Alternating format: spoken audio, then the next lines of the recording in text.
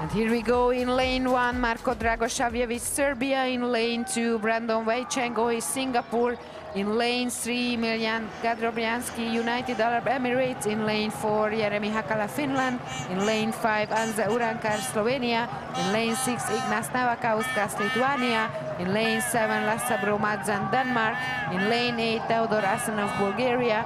In lane 9, Vladimir Maleski, Macedonia. And it's Ignas Navakauskas from Lithuania who will win this first heat, followed by Anze Urankar from Slovenia. Congratulations to Ignas Navakauskas, winner of the first heat for men in K1 in 200 meters. But as I mentioned, there is no chance to go straight to the final.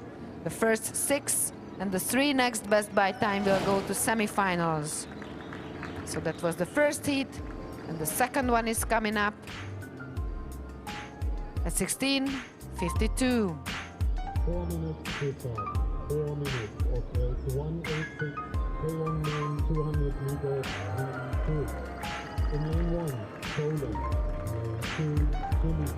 Lane 3, Georgia. Lane 4, Portugal. Lane 5, Sweden.